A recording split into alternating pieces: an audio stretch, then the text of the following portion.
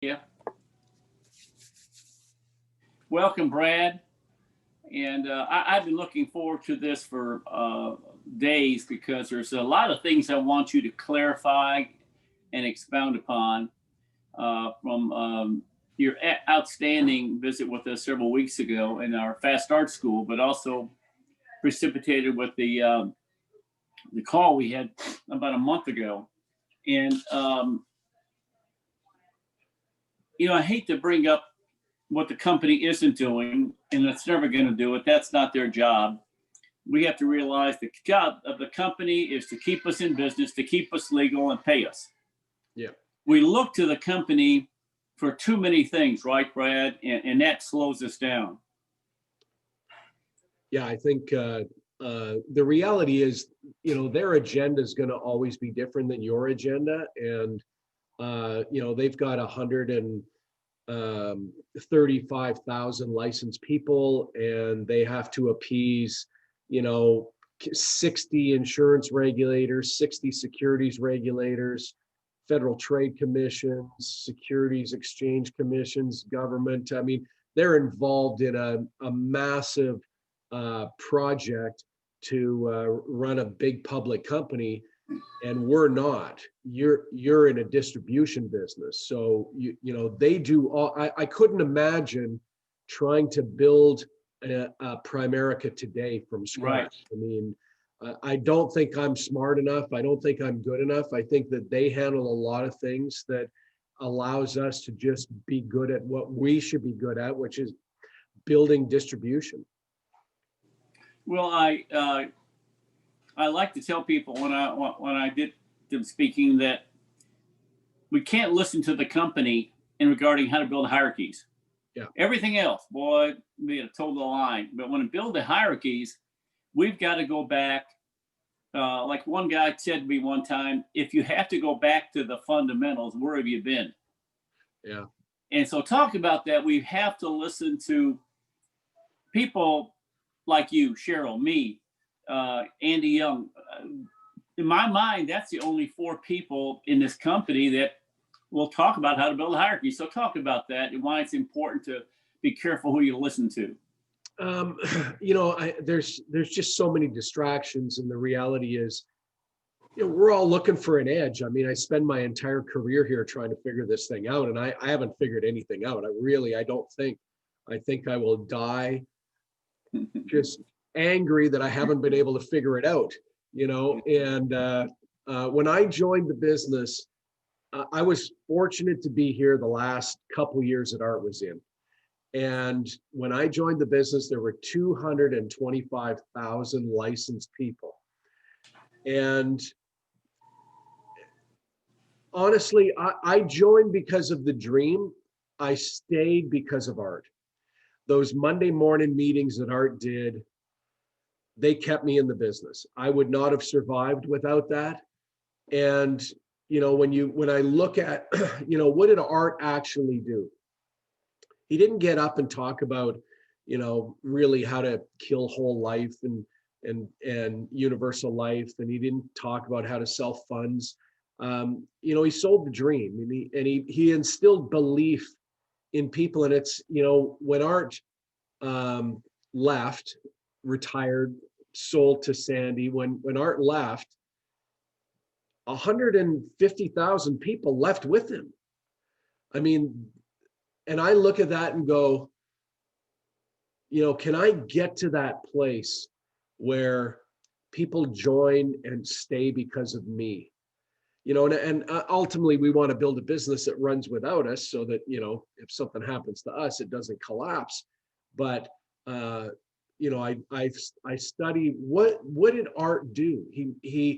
I listened to that audio that he had, The Power of Believing in You, 200, 300 times. I mean, I burned out, I don't know how many, we had cassette tapes back then. And I don't know how many cassette tapes I burned out of that one talk he did, The Power of Believing in You, Experience is the Key to Greatness. And I listened to that hundreds of times. If it wasn't for that one audio, there's no way I would have stayed in the business. I like everybody, we struggle with our insecurities, we struggle with our self-doubts. Will this ever happen? Can I ever achieve success? Will I ever find anybody that wants it like me? And you battle these constant demons, every single day in the business. And it's so critical what you put in your head. The input you allow into your brain is going to absolutely reflect the output in your productivity and your results and your success.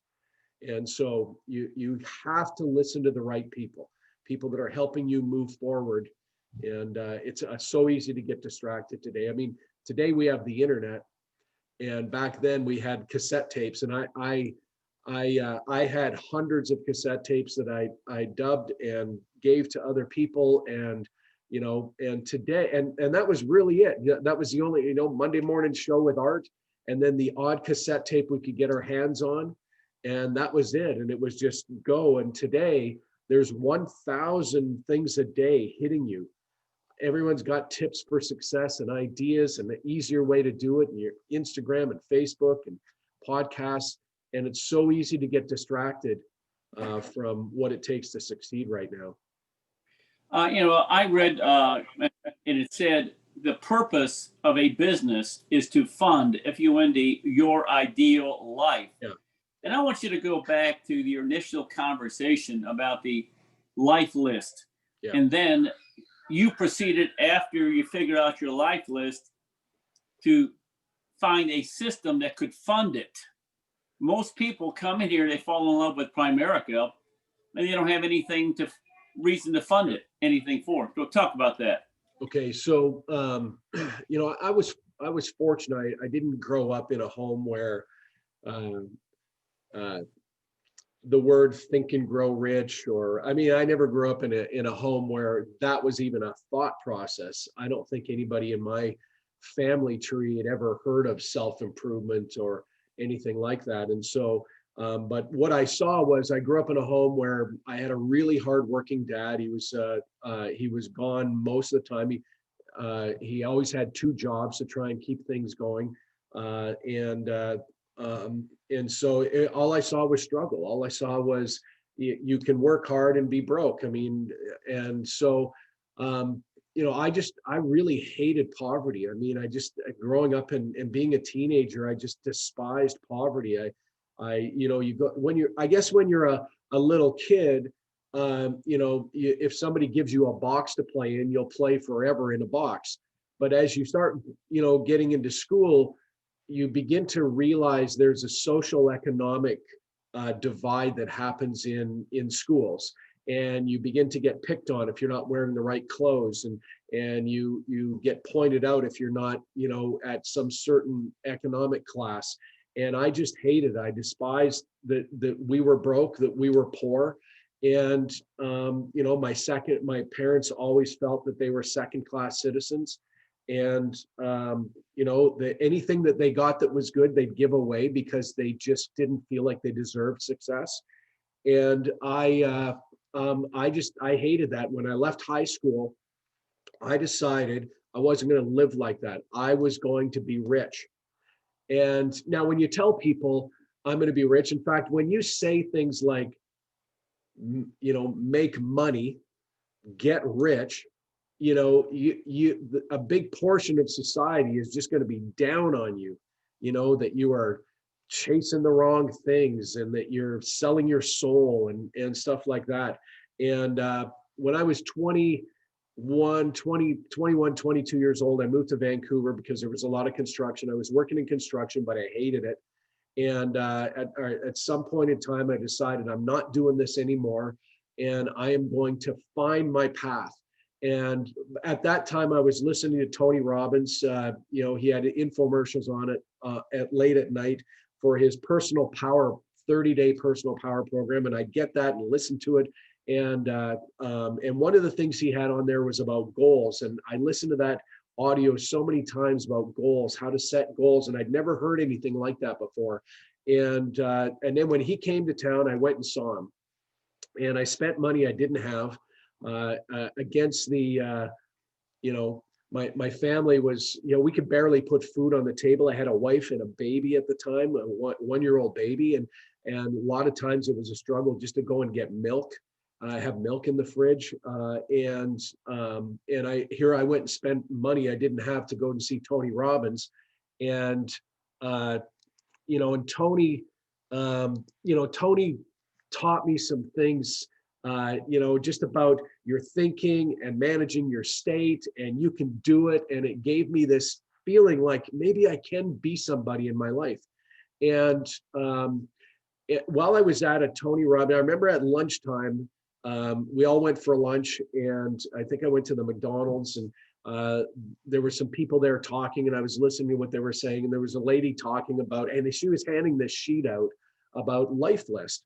And I said, "Hey, do you mind if can I get one of those?" And she handed me this sheet by this guy named John Goddard, and it was an article that he wrote when he talked about when he was 15 years old in Los Angeles. He sat down for the very first time and wrote out what he called his life list. And he wrote out a list of 127 goals that he wanted to accomplish in his life.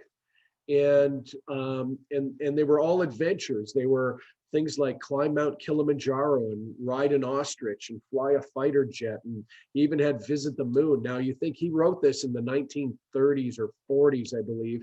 And so visit the moon, I mean, people still thought the moon was made of green cheese, but this kid at 15 years old laid out his life. And then when he wrote the article that I got, he was 59, and he'd knocked off 106 of the 127 goals. And not one goal on that list was get a good job with a big company with security and benefits. And it was all this adventure. And I thought, what a great way to live your life, from adventure to adventure. And so I sat down and I said, okay, I'm going to write out my life list. And it took me a while. By the time I was done, I had about 60 items on there. My number one item was take care of my parents, make sure my parents would be okay in retirement. Because I knew if I didn't, they would just end their life in, abject poverty. And so that was very motivating to me. But then I had all these adventures. I love traveling. I love history. I love seeing the world. I wanted to go and see all the great things on earth. And so I had all those things down on my life list. And it took me a few months to put together. We didn't have the internet back then, so you didn't get ideas that way.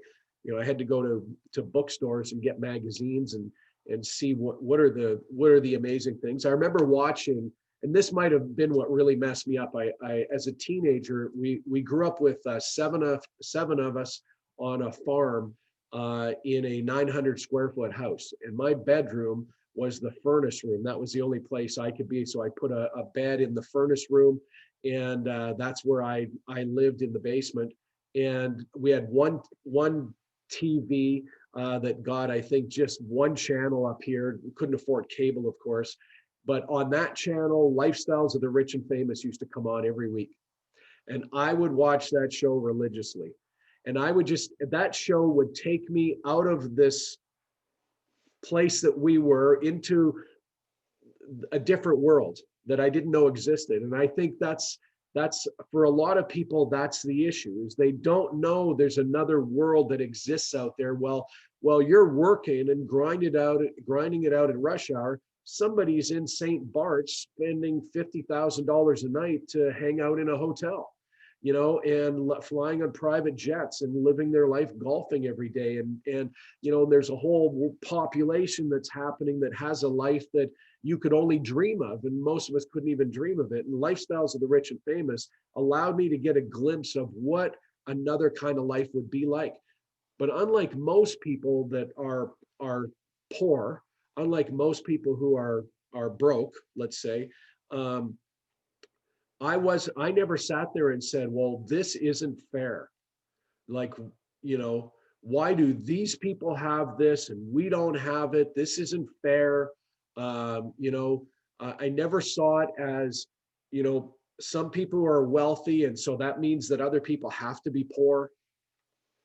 I always used to think, what do they do that we don't do? What are they doing that my family doesn't do? I got to figure that out. And so when I wrote out my life list, I kind of designed, how do I want my life to live? How do I want to spend this one run around the track I've got, this one shot?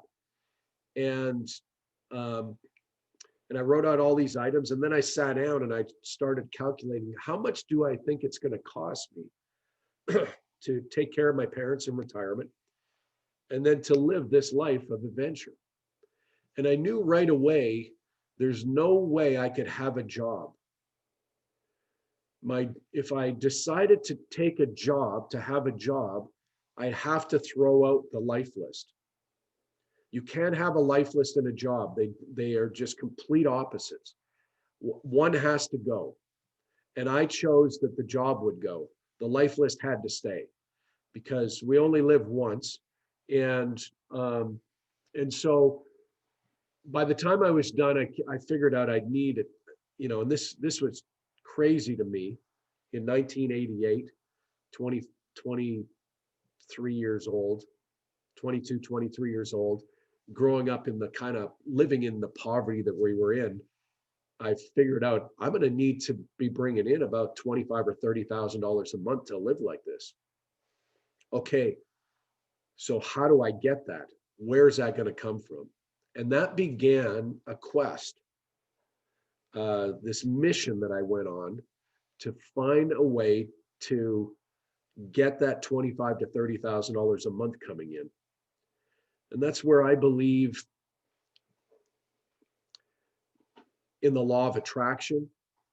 When you lay out a goal, when you make an ironclad commitment to making that happen, somebody said the law of attraction is magic. And I said, well, it's not magic. What it is that it creates awareness, and that we have opportunities come our way every day.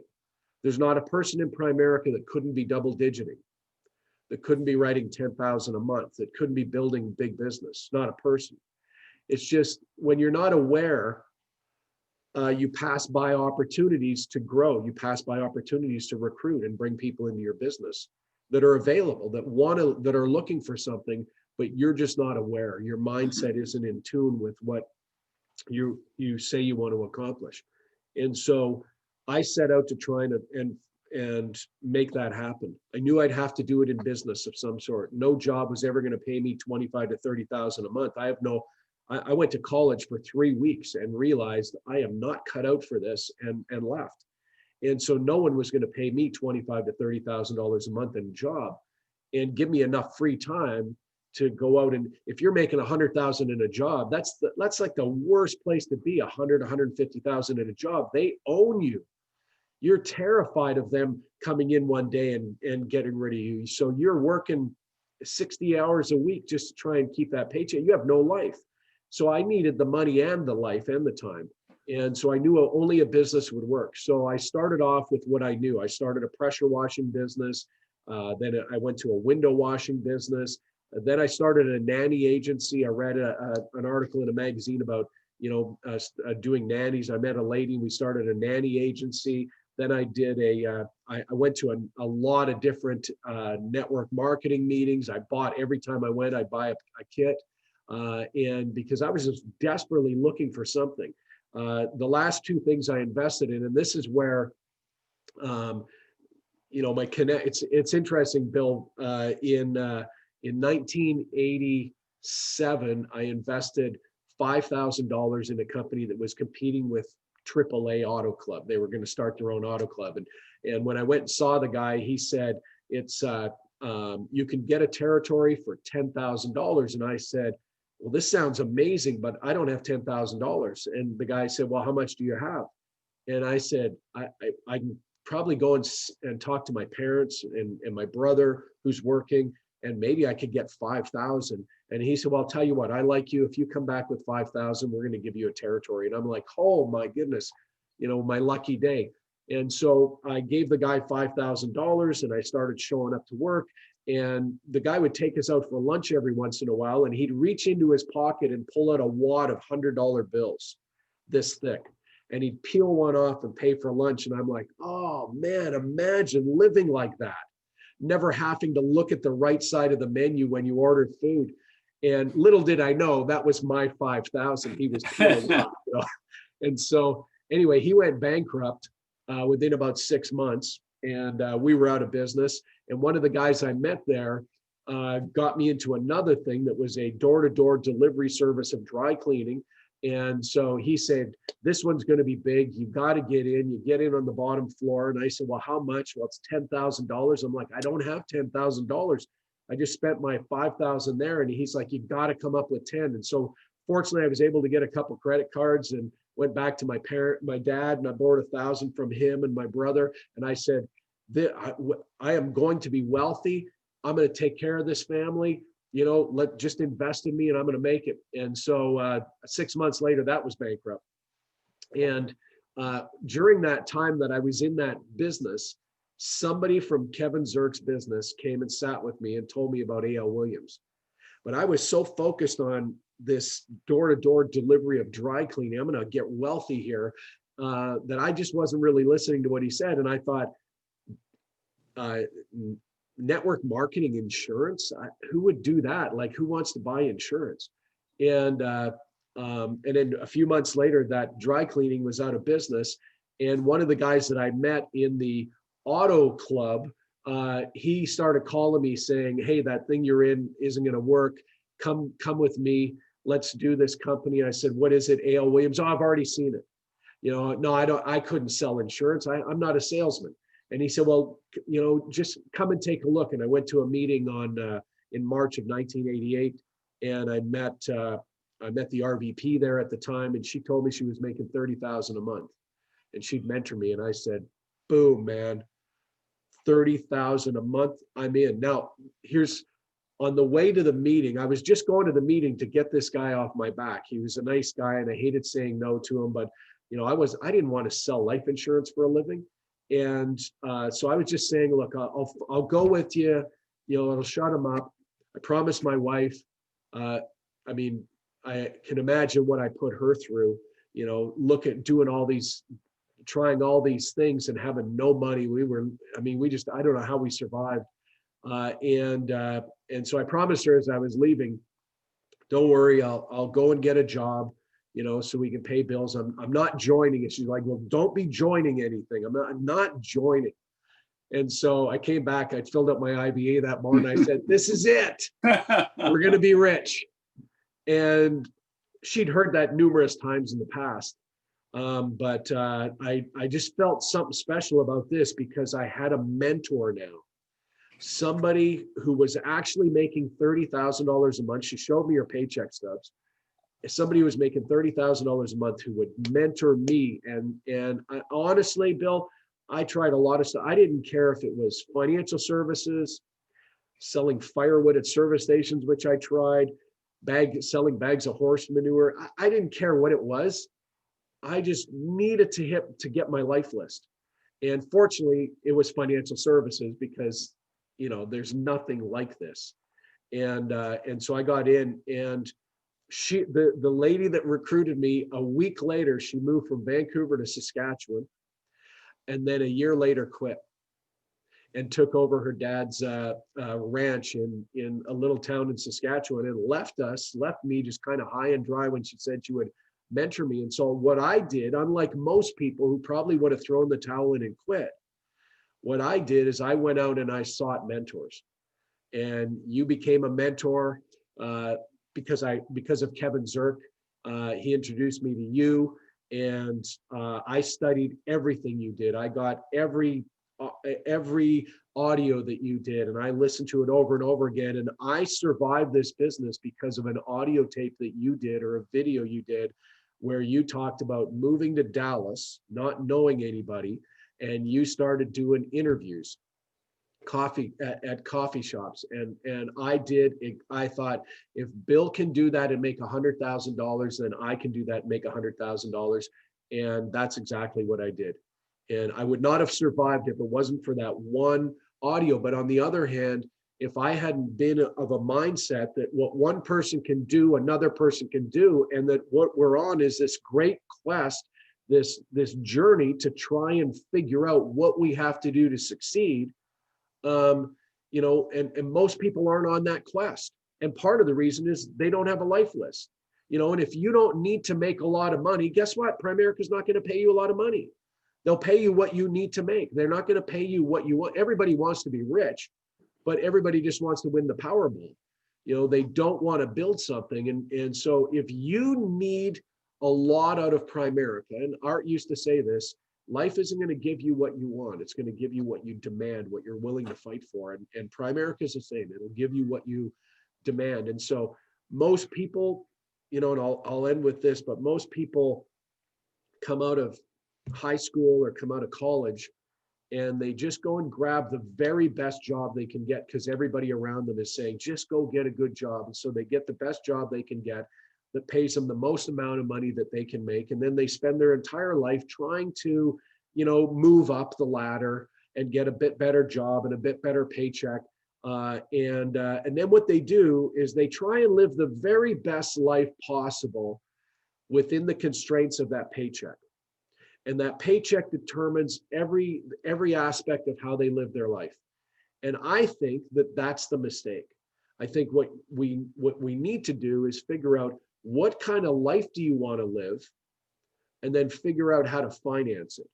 And that's complete opposite of what everybody is telling us to do.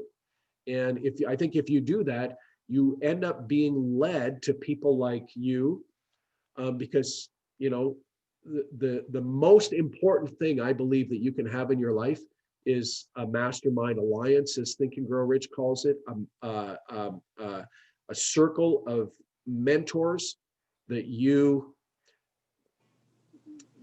saturate your mind with. And and you've been that for me. And it's funny, now we come full circle and you say, I want you to talk, and what you have to say is amazing. And I'm like, I've learned everything from you. Well, not everything apparently, because you're still reminding me. Let's put it that way.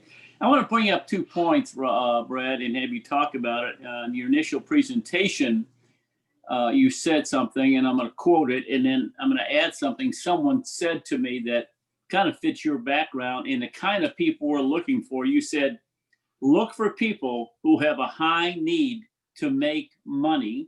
Yeah. And another guy said to me, and this is so true, find people who are X anything.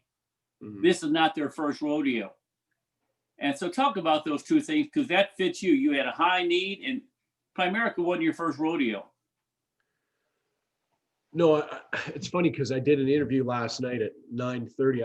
I looked at, because with Zoom it records all your interviews, and I think since March I've done 800 Zoom calls, and because I'm not traveling, I got nothing else to do, and so while most people are binge watching Netflix, I'm trying to binge build an empire, and it's given me a new life, this digital world we live in. So I think so I did an interview last night with a woman who's she's a hairstylist, and she's run her own business a number of times, and she's probably in her mid 40s, and she's just kind of burnt out, and she's looking, COVID has wiped out her last business, hair cutting, and she's just looking for something better. And she watched one of my videos, and she said, that's what I want, and so I got on and talked to her, and I said, I want to work with you. You're the kind of person I'm looking for, because you haven't given up on life. There's a better life out there. You've been searching. And I said, maybe a bunch of the things that you've tried hasn't worked the way that you've wanted, but you're not giving up on trying. And that's, I think, the important thing is I'm looking for people, and I don't know if I think a long time ago, might have been you that said, or might have been in the Deception of the Corporate Dream, about, people, at some point in time, they just kind of get burnt out. Life has just dealt them a bad hand, they feel, and they just kind of give up and they capitulate. And then they just decide, I'm just going to accept my lot in life and live out the rest of my life just trying to be happy.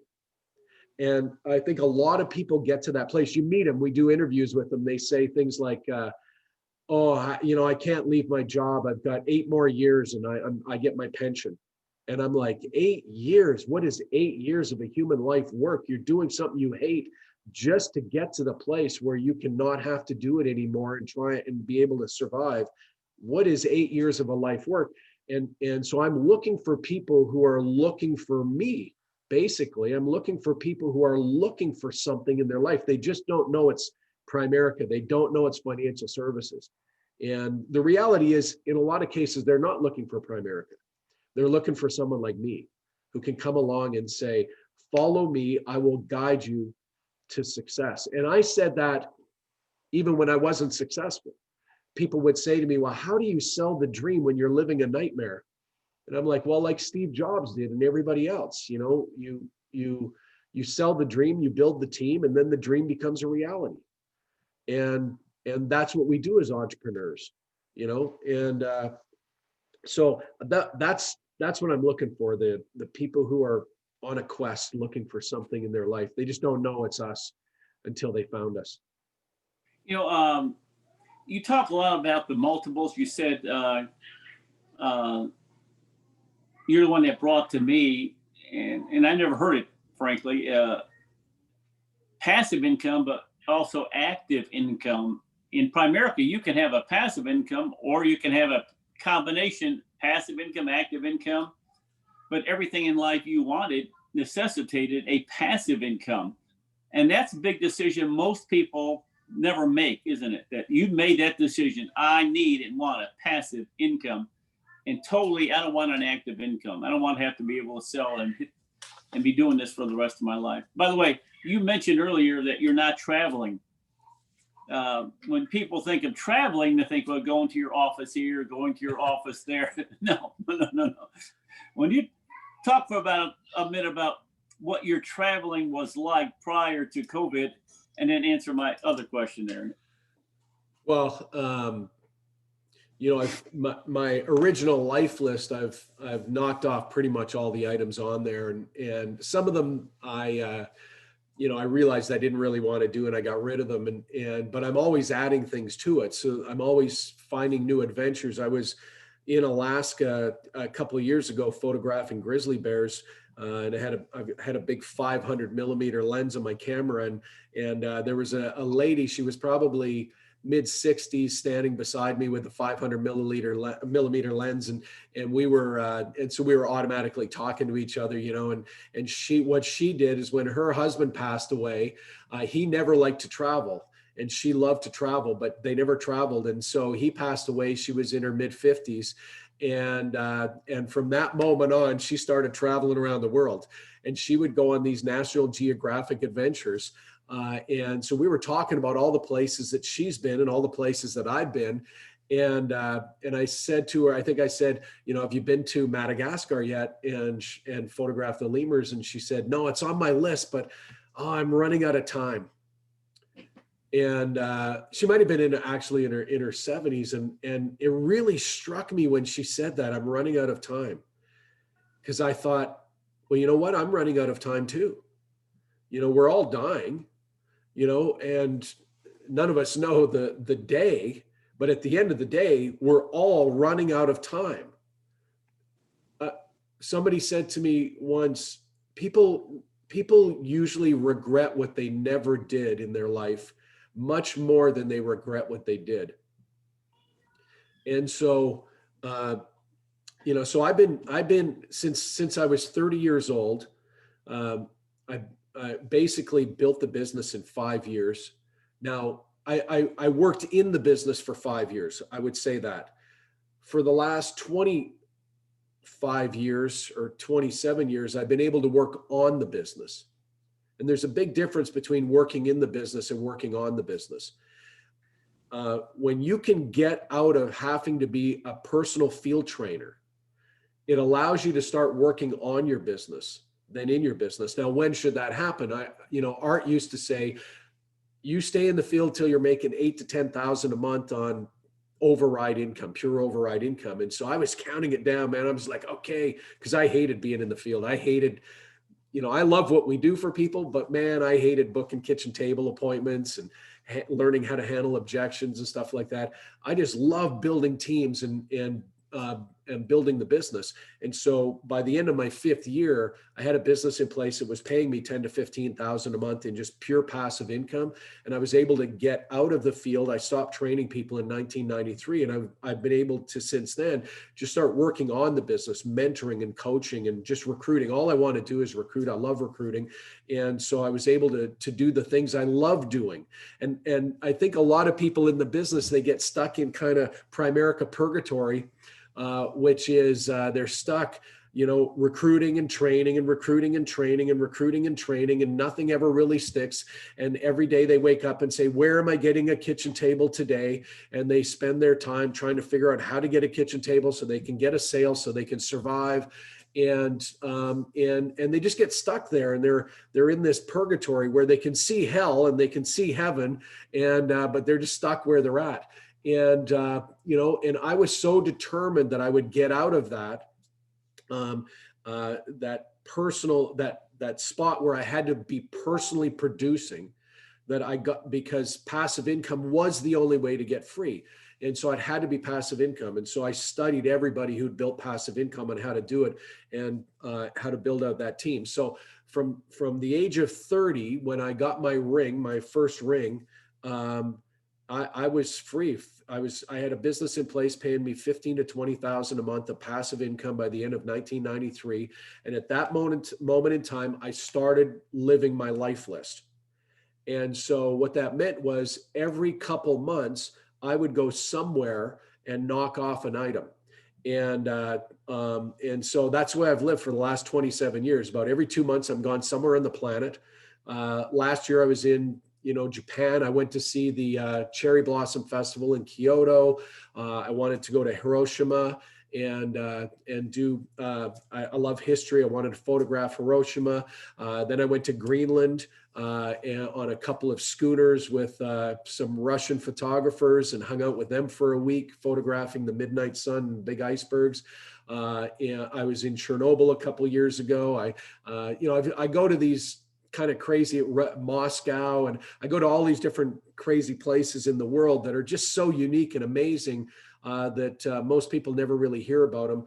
And I want to capture that with my camera and bring it back for people to inspire them that, hey, there's a whole world out there waiting for you to build passive income, waiting for you to get out of the grind. There's a world out there waiting, calling you, saying, hey, come, all these amazing places that are on the planet, the pyramids of Giza. If you've never touched that, it's spectacular just to be there and put your hand on that. The Taj Mahal, my dad used to say, what do you think this is, the Taj Mahal? And so I had to go see the Taj Mahal, and just to be there, I got into the Taj Mahal. I met a photographer who was very connected there. We bribed some guards and we got into the Taj before it opened. So we got pictures there with nobody there. I mean, it's, if you have money and you're inspired, there's an amazing life out there waiting for you on the other side of the grind. And that's the way I've been living. So that's the travel. You'll have to forgive me. I forgot the other question that you had. Probably doesn't make any difference, but I want to make a point that you didn't put things down on your life list. You put adventures. Big difference. I want a car, I want a home. But these are exotic adventures that how many people on this have on there see Madagascar? Or see, talk about that. And where did you get most of the promptings for that? And how did you come to it? Where did you look? What list did you have? Or well, whole shoulder? Yeah, as you go, everybody's got a list of things. Like if, what would you like to do before you die? Would you like to see the Sydney Opera House? Would you like to, what do you want to see? Patagonia, Machu Picchu, Kathmandu? Do you want to go to Mount Everest? What do you want to do? I mean, the Eiffel Tower, you know, the Tower of London. There's always things that we always thought, well, I'd love to do that before I die. Well, guess what? Buy the damn plane ticket. Buy the plane ticket. If you're in Primerica, the biggest thing, the challenge I see with people in Primerica is they always have this wish list of, well, if I make it, then I'll do this. And I'm like, force Primerica to pay you. Force yourself to succeed. If you say, I'd love to go to Australia one day. Okay, when? How about, you know, right now we're in coronavirus, but, you know, by the looks of it, hopefully there's a vaccination coming out and we'll be back to living life by the end of next year. Hopefully, you'll be able to get on a plane and go somewhere in the world. And I look at it like I can be anywhere on this planet within 24 to 30 hour plane flight. It's really a spectacular time to be alive. And so, so set the goal. You want to go to Australia? Great. How much is that going to cost you? $5,000, $6,000? Fantastic. Okay. So buy your plane ticket, put it on your credit card for maybe, I wouldn't do it. I wouldn't try and do that in March, but maybe March of 2022, or, you know, it's summer down there when it's winter up here, maybe December for Christmas. Why not go down there and hang with koala bears and kangaroos and hang out there? It's spectacular. So buy the plane ticket. Do it. Buy the plane to put it on your credit card. Now you're going. And guess what happens when you set that into motion? It's no longer a wish. It's now a reality. Now you begin to set something in motion. Now you wake up in the morning saying, man, I got to pay for this trip. I got to pay for this plane ticket. What do I got to do? Well, you got to make calls. You got to recruit people. You got to produce, right? And I find a lot of people in Primerica that are sitting and struggling with what they're really struggling with is not how to do it. They're struggling with why they should do it. That's the greatest struggle. And so you got to find something that motivates you. For me, I'm not really motivated by cars and houses. And, you know, I've had the Ferrari F430. In fact, I just sold my Ferrari a few months ago as it was just sitting in my garage. I'm not, you know, everybody's different. I'm not motivated by, you know, having nice watches. I got my Apple Watch. I love it. My Rolex sits beside me here just in case, but I rarely wear it. I like my Apple Watch. It keeps track of my steps, you know, and, you know, I've got a nice closet of clothes. I like dressing sharp. But for me, my life is about travel. And, you know, my mom always is afraid of me dying. And I'm just like, I'm just afraid of not living. I'm not afraid of dying at all. I'm just afraid of not living. And listen, when I die, I tell my mom that all you have to do is just put my website. I've got a photography website I do. It's called bradgirard.com. Put that up for my memorial. That's my memorial right there. And I can assure you, people will come in and go, holy smokes, man, that guy squeezed an unbelievable amount of living into one life. It's difficult to really feel sorry for a person or cry for a person who leaves, who had a spectacular life. The greatest tragedy is, and one of the things I love doing, when I travel around the world, especially to older countries, I always find myself at cemeteries. And it's a weird thing. I like photographing cemeteries, and I walk around cemeteries. And we were in Moscow a couple of years ago, and I was walking around this old cemetery, and you see these gravestones, you know, 1520 to 1582, this person lived, you know, 60 years old, or, you know, and I think, wow, when that person was alive and they were my age, they thought, what an amazing thing to be alive. And I've got all these years left. And all of a sudden, 500 years has gone by, you know, and how many people in those cemeteries died with all their music still in them, with all their wishes and dreams still in them, you know? And I can't control dying. We're all going to die, but I can control how I live. And Primerica gives us that opportunity. Well, Brad, we're winding down, unfortunately. But the last quote is, Primerica pays you exactly what you need. Yeah. And you've created a heck of a need, haven't you? Yeah. Look, you said, how do you find these adventures? Well, I started off by looking at, Condé Nast magazine and National Geographic and studying those, ripping pages out of those and putting them on my list. Today, I mean, for me, travel's my life. I think the greatest education in life is to travel to other cultures. If if every grade 11 student spent a year in a third world country, we would have a lot less complaining. We would have a lot less sense of entitlement. We would have a lot less prejudice and racism that comes from people just not associating with people of other cultures. I think it's the greatest education you could have. And I think for most people, it's the greatest dream. And one of the greatest regrets that people have when they get to the end of their life is, I wish I would have traveled more. And I'm like, well, don't allow that to happen. Let Primerica finance this spectacular life that you've got. And today, I mean, Bill, it is so amazing, because I can be in Australia, or I was in Thailand in December, and now with a phone or an iPad and a Wi-Fi, I can run my business from anywhere on the planet. I can be traveling Italy. I can go anywhere in the world, and as long as I have Wi-Fi, I can keep mentoring people. I can keep building my team. I can do appointments. I can do interviews. I mean, what an amazing time this is.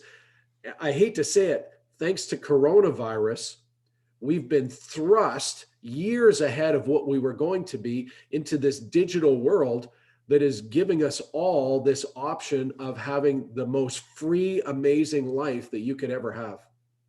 One of the things that hit me, you're talking about regrets and glads. Carol and I traveled not as exotically as you have, but when it comes down on you 6-7 months ago, you can't. Yeah. And yeah. But sorry, you can't. I've got relatives that have dementia. They can't. Yeah. They have Parkinson's. They can't. Just because you think one day you might, you better get all the things you want to do going, right, Brad? Because it's happening faster, lickety split. And that's why when people are not building a hierarchy, and I've got all these questions, and I'm going to have you on in December again, because I cannot Sorry about that. No, I love it. And but you said people don't have a problem with how, they have a problem with why. Yeah. Like you said, it's everything on everything in life you're waiting for is the other side of double digit or building or the multiples.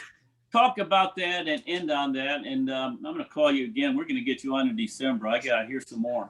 Your people are going to get sick of me. No, I know. Good. You know what? When I got into the business and I knew, look, we spend a lot of time learning how to handle the objection. Well, is this a pyramid? Is this multi-level marketing? And I'm like, well, what isn't that is good? I mean, I tell people, look, the agency structure in the financial industry, whether you're doing real estate, mortgage brokering, investments, insurance, or diversified financial services like us, it's a pyramid. I mean, you're either sitting in an open house this Sunday afternoon, hoping someone comes by to buy the house, or you're the guy sitting on your boat with 30 people in open houses. What do you want? Who do you think has a better life? And so the concept of being able to leverage the efforts of others so that you can have a better quality of life yourself is a concept that any business owner that's their desire. Henry Ford, Bill Gates, it's all about leverage. It's all about having others. And I hate to say this because I believe anybody can, but not everybody will. And there's a lot of people who just need a job. They can't function without that discipline. They can't function. And so there's a lot of people who come into Primerica and they need an RVP. They need a mentor. They need somebody to kind of guide their steps. They need someone to answer their questions because they just don't take the time to learn it themselves and master it themselves.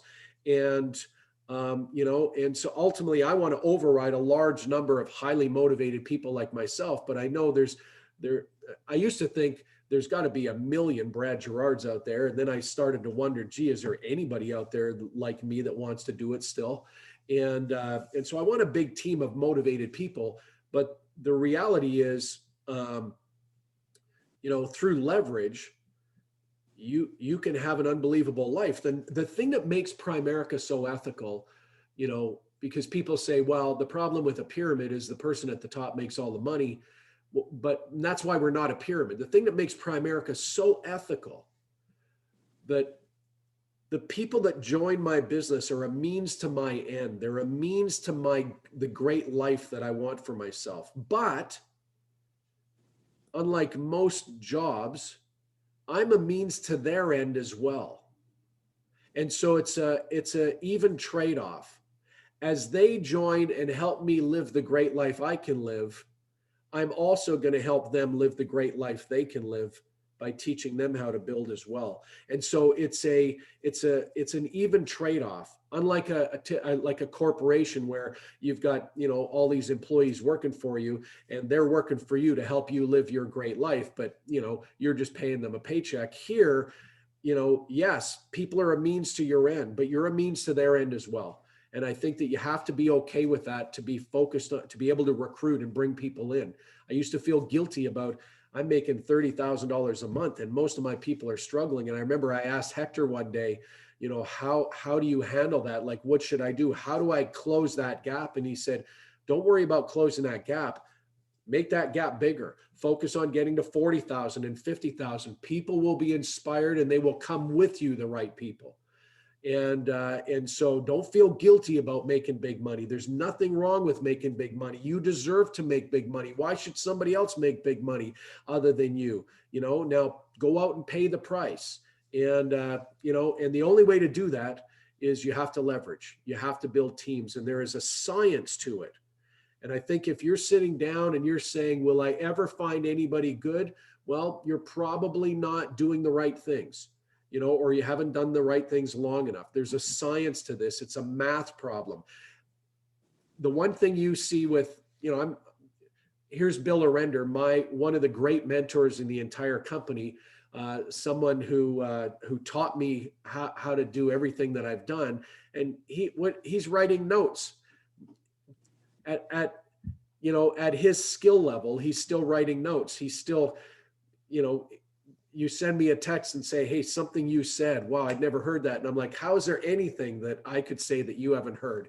And that's, so what you see with all the greats is they're never done. They've never stopped learning. They've never stopped trying to figure out the math equation of this thing, and so I think that's a message for everybody. We're all on a quest. We're all on this journey to try and get some sort of form of mastery, so that we can go and live a great life. The challenge is if you don't need a great life, if you don't demand great from yourself, and maybe travel isn't it. Maybe you don't want to go to Chernobyl and hang out in the radioactive towers, but maybe you want a Ferrari. They're pretty nice. Maybe you want to have a Bentley. Maybe you want to have an estate. Find what motivates you. And when you find what motivates you, figure out what that's going to cost, and then use Primerica to finance it. I see this as what it is. Primerica is the greatest funding mechanism of dreams there's ever been. But if you have no dreams, there's no need for funding. And that's it. It's not that it doesn't work for you. It's just you have no need for the big funding. And so you won't do the work to be able to get good enough to figure out how to do it. And that's only done by building teams. Brad, I'll call you in a little bit, and we're going to set something up for the next month. I got to have some more of this. This is iconic. You heard me say this. You your people take you for granted. I don't. This has been a master master class of dream selling and opportunity. We talk too much about how-tos, and Art he gave up on how-tos and started telling us about the whys. Yeah. And it kept us in there longer. Yeah. So I'll call you, Brad. Thank you very much. I wish we can give you a standing ovation. It's my pleasure. I look forward to when this is done. You know, I drive by you every year, but Yeah. we can't set a time because you never know when the tornadoes are going to hit. So I'll definitely come down. I want to come down and shoot some. It's a new thing on my list. I want to come down to Texas and shoot wild pigs from a helicopter. So I got to come down and see you. Well, there's plenty of them, and I know people who'll do it with you. Yeah. And give you the bazookas on top of it. I know. Thank you again, Brad. Thank you. This has Thanks, been Bill. All right, See you bye-bye. guys. Thank you.